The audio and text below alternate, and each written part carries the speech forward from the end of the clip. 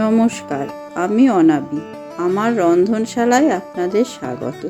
আজ আপনাদের দেখাবো পেঁয়াজ শাক পোস্ত রেসিপি। এটা খেতে খুবই সুস্বাদু। প্রথমে গ্যাসে একটা কড়াই বসালাম। কড়াইতে কিছুটা সর্ষের তেল দিলাম। এটা অবশ্যই সর্ষের তেলেই রান্না করবেন। তেলটা একটু গরম হয়ে আসবে, তারপর একটা লঙ্কা চিড়ে দিয়ে দিলাম। তারপর কিছুটা পেঁয়াজ কুচি করে রেখেছিলাম, সেই পেঁয়াজটা দিলাম। আর পেঁয়াজ শাকের তলায় যে ছোট পেঁয়াজগুলো থাকে সেগুলোও কিছুটা কুচি করে এর সঙ্গে দিয়েছি। তারপর পেঁয়াজটাকে ভালো করে নেড়েচেড়ে একটু ভাজবো। খুব লাল হওয়ার দরকার নেই, একটু ভাজা হলেই হবে। তারপর 1 চামচ হলুদ দিলাম। হলুদ দিয়ে পেঁয়াজটার সঙ্গে ভালো করে মিশিয়ে নিলাম। এবার ছোট ছোট করে কেটে রাখা পেঁয়াজ শাকগুলো এর মধ্যে দিয়ে দিলাম।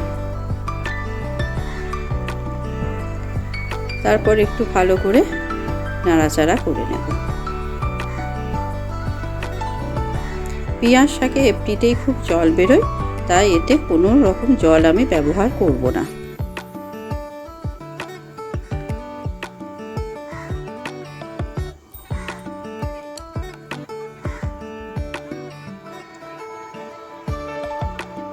এরপর একটা ঢাকনা দিয়ে ঢাকা দিয়ে দিলাম।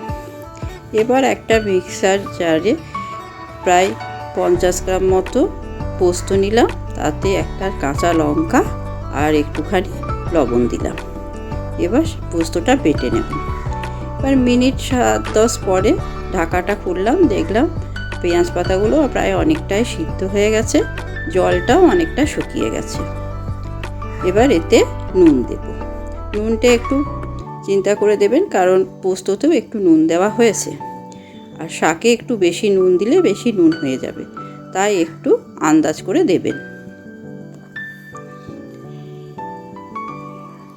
তারপর পোস্ত বাটাটা এর মধ্যে দিয়ে দিলাম। তারপর ভালো করে পোস্তটা গোটা শাকের সঙ্গে মিশিয়ে নেব।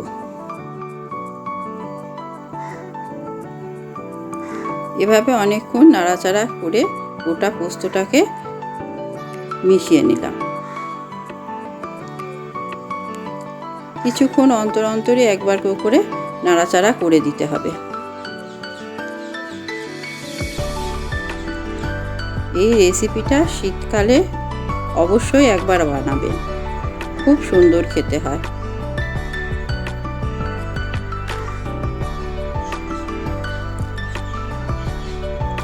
এবারে আবার হালকা করে নাড়াচাড়া করে দেব। এইভাবে নাড়াচাড়া করতে করতে হালকা হালকা রং ধরবে, হালকা ব্রাউন রং ধরবে। এইভাবে ভাজবেন যাতে পোস্তর কাঁচা গন্ধটা চলে যায়।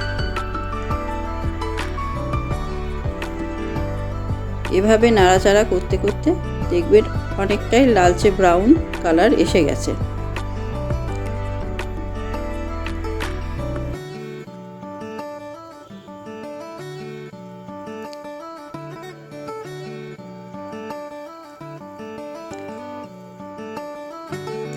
এভাবে সুন্দর করে নাড়াচাড়া করে করে দেখবেন হয়ে গেছে।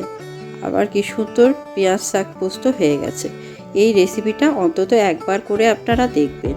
ধন্যবাদ।